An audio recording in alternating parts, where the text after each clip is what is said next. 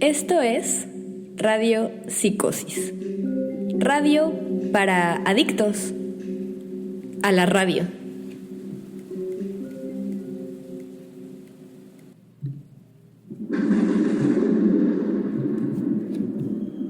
A continuación, un acto de nigromancia espiritista. La locutora le prestará su cuerpo al alma de Walter Benjamin.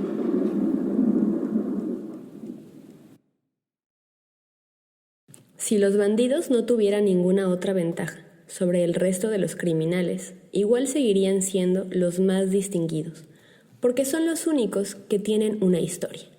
La historia de las pandillas de bandidos es parte de la historia cultural de Alemania y hasta de toda Europa. Y no solo tienen una historia, sino que poseyeron, al menos por mucho tiempo, el orgullo y la conciencia de una clase social con una tradición antiquísima. No se puede escribir la historia de los ladrones o de los estafadores o de los asesinos. Esos siempre fueron individuos aislados. A lo sumo puede ser que el oficio de ladrón haya pasado alguna vez en la familia de padre a hijo. Con los bandidos la cosa es muy distinta. No solo hubo grandes familias de estos salteadores de caminos que se reprodujeron por varias generaciones, extendiéndose por regiones enteras y que, como familias reales, cerraban relaciones entre sí. No solo había pandillas aisladas que llegaron a permanecer firmemente unidas hasta 50 años seguidos, sumando a menudo más de 100 miembros.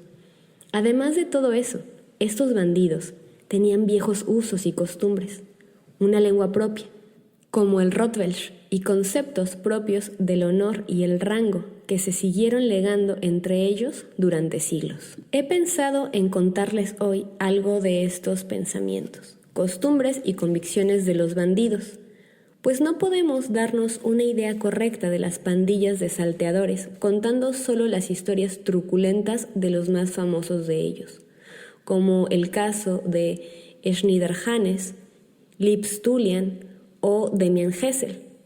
Mucho más interesante e importante que la historia de la vida de la mayoría de sus líderes es ver cómo nacieron estas pandillas, qué leyes internas las mantenían unidas y cómo llevaron adelante su lucha contra el rey, los príncipes y los ciudadanos, y más tarde contra la policía y la justicia.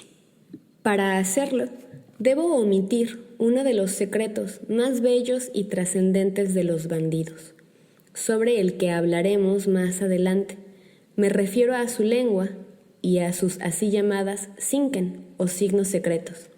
Este Rottwelsch revela por sí sola algunas cosas sobre el origen de los bandidos. Es que en este idioma secreto, junto a muchos elementos alemanes, hay sobre todo mucho hebreo. Eso indica la estrecha relación que tenían los bandoleros de antaño con los judíos. Más tarde, en 1500 y el 1600, los judíos mismos eran con frecuencia temidos líderes. En los primeros tiempos, sin embargo, su relación con las pandillas era más bien la de encubridores, pues les compraban a los bandidos sus mercancías. Como en el medioevo los judíos estaban excluidos de la mayoría de los empleos honestos, no es difícil ver cómo llegaron a ejercer este. Junto a los judíos, los que jugaron el papel más importante en el surgimiento de las pandillas fueron los gitanos. De ellos aprendieron los estafadores su astucia y destreza características, amén de un sinnúmero de crímenes descarados y audaces.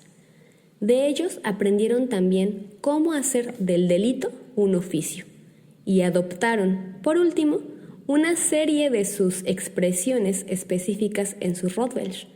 Los estafadores y bandidos también tomaron de ambos, de los judíos y de los gitanos, una enorme cantidad de terribles supersticiones, cientos de fórmulas mágicas y recetas de magia negra.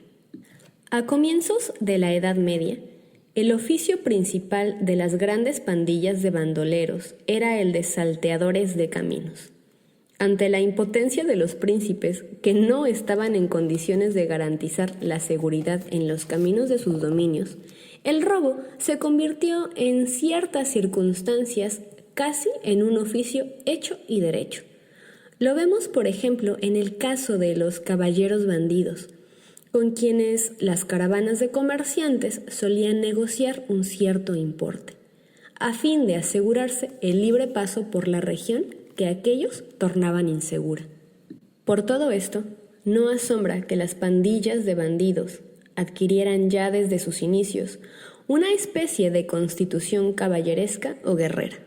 A continuación, les leeré un verdadero juramento de los bandidos, redactado en el 1600. Por la cabeza y alma de nuestro comandante juro, 1. Que obedeceré todas sus órdenes. 2. Que seré fiel a mis camaradas en todos sus planes y empresas. 3.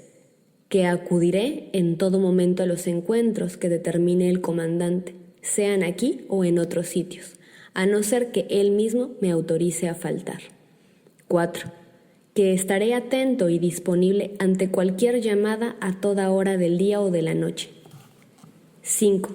Que jamás abandonaré a mis camaradas en peligro, sino que permaneceré a su lado hasta la última gota de sangre. 6. Que nunca huiré de mi enemigo si estamos en igual número, sino que preferiré luchar con valentía y terminar muerto en el lugar. 7. Que nos ofreceremos mutuamente ayuda y estímulo, ya sea cuando el otro esté preso, enfermo o sea víctima de otro tipo de infortunio. 8. Que nunca dejaré que uno de mis camaradas herido o muerto caiga en manos del enemigo, si es que puedo salvarlo. 9. Que en caso de caer prisionero, no confesaré nada, ni mucho menos dejaré al descubierto o revelaré el lugar de residencia o el campamento de mis aliados, aun si no hacerlo me costará la vida.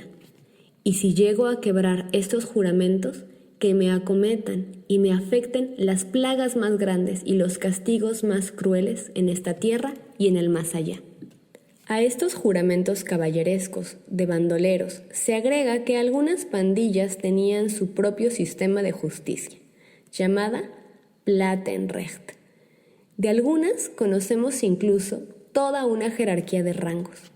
Contaban con consejeros, jefes de distrito, consejos de gobierno, y su comandante concedía títulos de nobleza.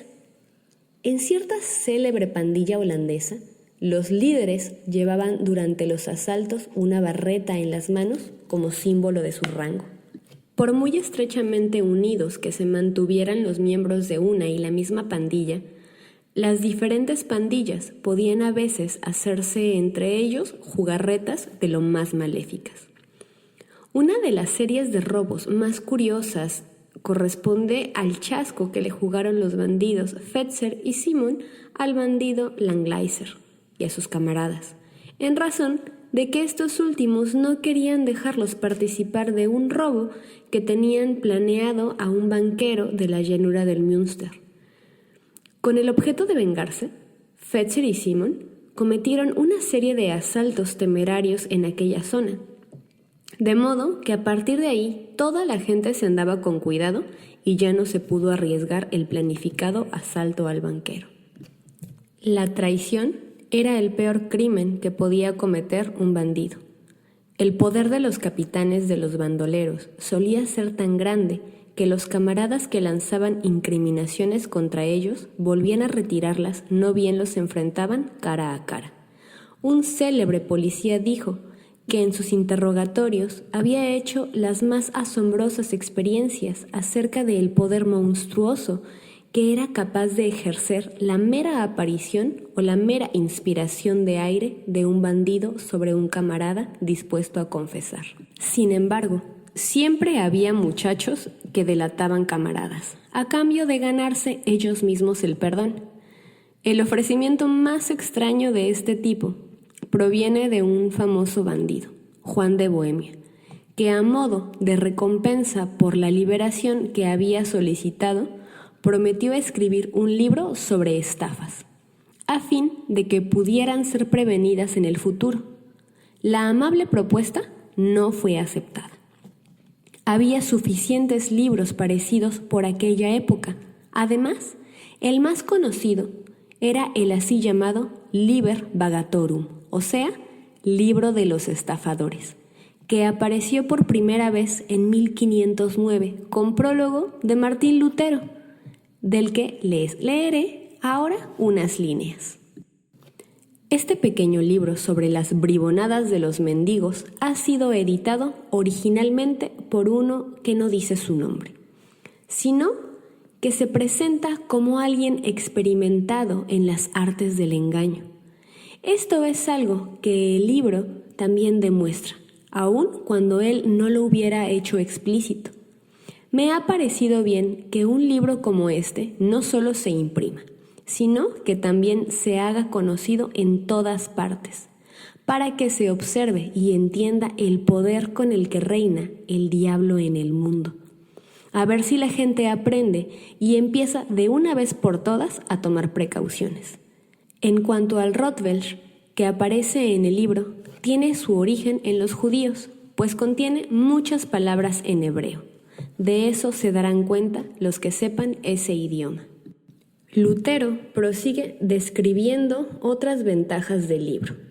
Permite aprender que es preferible combatir a los mendigos con limosnas y compasión que dejar que nos quiten mediante sus triquiñuelas 5 o 6 veces más dinero del que les daríamos voluntariamente. Claro que los mendigos de los que se habla en el libro no son mendigos como los concebimos hoy, sino personajes muy peligrosos que caían en hordas sobre las ciudades, como enjambres de langostas, y a menudo solo aparentaban su fragilidad y enfermedad. No por nada, las ciudades del medioevo tenían los así llamados alguaciles de mendigos, cuyo único trabajo era vigilar y dirigir la afluencia ininterrumpida de vagabundos, de modo que la ciudad sufriera el menor daño posible. Por aquella época había muchos menos pordioseros sedentarios que mendigos errantes, provenientes de regiones alejadas. A veces era tan difícil hacer diferencias entre ellos y los bandidos, como entre los bandidos y muchos comerciantes, pues también entre los vendedores ambulantes había muchos que transportaban sus trastos consigo solo para aparentar, engañando a la gente acerca de su verdadero oficio, que era el robo. El arte de la estafa fue cambiando con el correr de las épocas. La simulación astuta de enfermedades falsas, cosa que estaba a la orden del día en la Edad Media, desapareció con el tiempo cuando se deshabilitó la influencia de la Iglesia y escasearon las limosnas. Hoy ya no podemos ni imaginar la cantidad de trucos que ponía en práctica la gente, especulando con la compasión de sus semejantes. Estas dolencias aparentes tenían, por supuesto, la ventaja adicional de hacer que los asaltantes y asesinos más peligrosos parecieran inofensivos. Había gente que se agolpaba a la hora de la misa en la iglesia, y cuando el sacerdote daba su bendición, se metían un pedazo de jabón en la boca, con el cual generaban espuma a fin de que se les creyera por completo que eran víctimas de un espasmo. Caían sobre la tierra a la vista de todo el mundo. De este modo, podían estar seguros de obtener donaciones de los piadosos. La escalinata frente a la iglesia estaba repleta de gentuza semejante. Se podían encontrar ahí hombres mostrando brazos con huellas de cadenas que en realidad estaban pintadas. Les hacían creer a la gente que habían caído en manos de paganos durante una cruzada y habían estado languideciendo durante años como esclavos en las galeras. Otros se cortaban el pelo al modo de los clérigos y le contaban a la gente que eran sacerdotes en peregrinación, a los que unos bandidos les habían quitado sus pertenencias. Otros hacían ruido con sonajeros, como los que por aquel entonces llevaban los leprosos, para que la gente no se les acercara y les depositaran una limosna a cierta distancia. La situación de estas multitudes peligrosas y salvajes se aprecia bien observando el lugar apartado donde se reunía el mismo tipo de gentuza en París en esa época. Se trataba de un patio vacío y abandonado que el pueblo llamaba la Corte de los Milagros, pues allí los bribones ciegos se volvían videntes, los paralíticos empezaban a moverse, los sordos a oír y los mudos a hablar. Sería de nunca acabar si nos pusiéramos a enumerar todas sus artimañas, junto a la presunta sordera que les facilitaba a los pillos escuchar las conversaciones y así enterarse de dónde había cosas para hurtar. Uno de los simulacros especialmente populares era el de la demencia. Si un bribón tenía la mala suerte de ser atrapado mientras hacía de campana durante un robo, simplemente pretendía ser un idiota, que no sabía cómo ni para qué había llegado ahí. Pero volvamos por un momento a lo que escribe Lutero en el prólogo de su libro de Estafadores. Ahí dice que en él puede verse cómo el diablo gobierna el mundo. Y eso hay que tomarlo al pie de la letra, mucho más de lo que hoy quisiéramos creer. En el medioevo se apresuraban en suponer que los jefes de bandidos más hábiles y valientes habían hecho un pacto con el diablo. Y esta creencia errónea, y para ellos casi siempre mortal, era reforzada por todo tipo de pruebas presuntas. Una de ellas, y no la menor, era la increíble superstición que se hallaba tan extendida entre los propios bandidos. Toda la gente que tiene un oficio inconstante, que depende de 1000 casualidades, tiende a la superstición. Y lo hace doblemente si ese oficio es peligroso. Los bandidos creían poseer 100 fórmulas mágicas para hacerse invisibles durante los asaltos, para adormecer a la gente en cuyas casas querían entrar, para protegerse de las balas de sus perseguidores o para encontrar tesoros especialmente abundantes ahí donde planeaban perpetrar un asalto. Todo esto se acrecentaba por los fragmentos de hebreo incomprendido que los bandidos habían tomado al vuelo de los judíos, y más aún por el llamado sello demoníaco, los pequeños garabatos y líneas que pintaban sobre pergamino para asegurarse la simpatía de los espíritus malignos durante la ejecución de sus crímenes. A fin de cuentas, la mayoría de estos bandidos, con toda su temeridad y astucia, eran personas pobres e ignorantes, en su mayoría de origen campesino. Leer y escribir era algo que naturalmente solo sabían los menos, y los misteriosos símbolos mágicos en las cartas de Schinderhannes demuestran que saber esas cosas tampoco los salvaba de la superstición. Había algunos que sabían de su religión tanto como de matemáticas. Existe la conmovedora declaración de uno de estos pobres bandidos atrapados, que iba a recibir consuelo espiritual por parte de un clérigo, pero contestó: «Se supone que nuestro Santo Señor y su Santa Madre nos ayudan e interceden por nosotros, pero lo cierto es que nunca lo hacen en las casas de campesinos, en las fondas o en edificios públicos, donde hay mucho dinero». De modo que bien puede ser que haya habido bandidos que creían ellos mismos ser hechiceros y estar en alianza con el diablo. Hay que tener en cuenta que por aquel entonces existía aún la tortura, bajo la cual la pobre gente confesaba cosas de las que nunca había oído hablar en su vida. En el 1700 se abolió la tortura, y con el tiempo empezó a aparecer gente que buscaba tratar más humanamente a los bandidos presos. No solo querían mejorarlos con máximas edificantes o amenazas de que se irían al infierno, sino que trataban de entenderlos. Uno de ellos escribió una historia detallada de unas pandillas, en donde describe a cada uno de estos bandidos. Debemos pensar que el hombre que se describe ahí con las siguientes palabras, ¿fue uno de los jefes más peligrosos de su tiempo? Es sincero, amante de la verdad, resuelto, irresponsable, fogoso y fácil de convencer, pero firme una vez que toma una decisión, agradecido, tempestuoso, vindicativo, dotado de una imaginación vívida, buena memoria y por lo general, buen humor.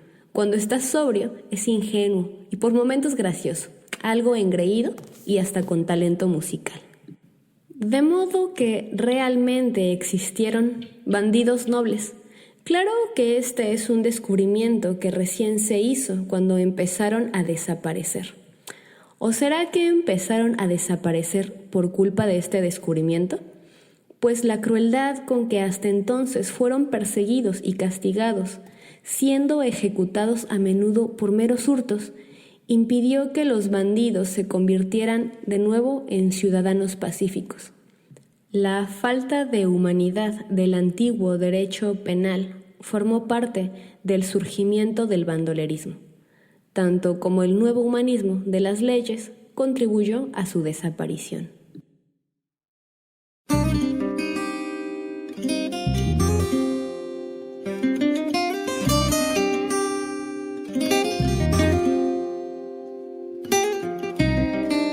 Yo, Tego Calderón, Don Omar, los bandoleros. Aunque digan que soy un bandolero donde voy, le doy gracias a Dios por hoy estar donde estoy.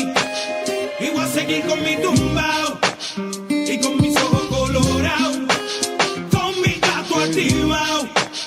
Ustedes no me lo han dado. Oye, a mí me importa poco lo que se diga del día. William Landrón y yo somos socios de la avenida. Soy bandolero como el Mr. politiquero, que se robó todo el dinero y lo postularon de nuevo. Como si fuera Caldio Don Omar, nos daban conspiración, la llave bota. Y yo no soy ejemplo, mi respeto al tempo. Su único delito fue tener talento. Que tú quieres que yo escriba guasimilla mentira. Es que el DEA me tiene en la mira. Yo estoy claro, mis impuestos pago. Critican si trabajo, critican si soy vago. Viajo en primera y me tratan de segunda. A su nena le encanta como el negro zumba. Yo soy tu cuco, tengo el trabuco, conocido mundialmente como el maluco. Aunque digan que soy un bandolero donde voy, le doy gracias a Dios por hoy estar donde estoy. Y voy a seguir con mi tumbao y con mis ojos colorados, con mi gato activado. Ustedes no me lo han dado. Era, ya lo que chereo, me cogí un caso y apuntaron el dedo. Ya no era el rey del perreo, ahora era Tecato y otro posible reo. Que me metieran preso, todos dijeron, mal los veo. Yo no les creo a su sistema de reformación ingrato. A mí me arrestaron 2 puercos por pasar el rato. Y yo aquí pichando, aguantando, callando. Si nadie es perfecto, ¿de qué me están juzgando? Ya sé con mi vida lo que cualquiera puede. Vivir como quiere, tener sus placeres. Mi gente, yo no soy distinto a ustedes. Y hoy en día soy cantante porque ustedes quieren. Me dieron las primeras planas. Coger rapero con marihuana, pistola y cosas raras. Solo quedaré en sus mentes claras cuando crezcan donde yo crecí, se críen donde me criaba. Diablo, me duele tanta baba. Duele tanta baba. El no juzgarme se les agradece. El beneficio de la duda cualquiera merece.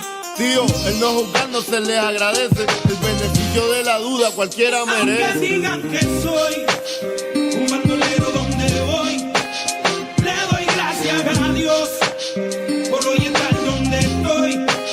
Y voy a seguir con mi tumbao y con mis ojos colorados, con mi gato activado. Ustedes no me lo han dado. Oye, a la gente le encanta sacar pellejo. Uno por profesión, otro por bochinchero. Dale a la sin hueso, soy chicharronero. Haciendo dinero con el sufrimiento ajeno. Yo no soy un santo, pero estoy en clave. Estoy pagando todas mis maldades. Y estoy aquí tirando pa'lante. como quiera que lo ponga, hago menos mal que antes. A ti lo que te jode, que te mataste, trataste, te superaste, pero te olvidaste que papá upa está mirándonos de arriba. El único que juzga, el niche que no discrimina. Y yo no he visto al maní ni bandón. Calle Callejón, el bandido Calderón. Dicen que los juzgando se les agradece. El beneficio de la duda cualquiera merece. Aunque digan que soy un bandolero donde voy, le doy gracias a Dios por hoy estar donde estoy. Y voy a seguir con mi tumbao y con mis ojos colorados, con mi gato activado. Ustedes no me lo han dado. Y aunque digan que soy un bandolero donde voy, le doy gracias a Dios por hoy estar donde estoy. Y voy a seguir con mi tumbao y con mis ojos colorados, con mi gato activado. Ustedes no me lo han dado. Eco, The Lab, los bandoleros, Teo Calderón, Diesel, ponle pila a esto. Don Omar y Teo Calderón, haciendo historia en la música, los bandoleros. Eco.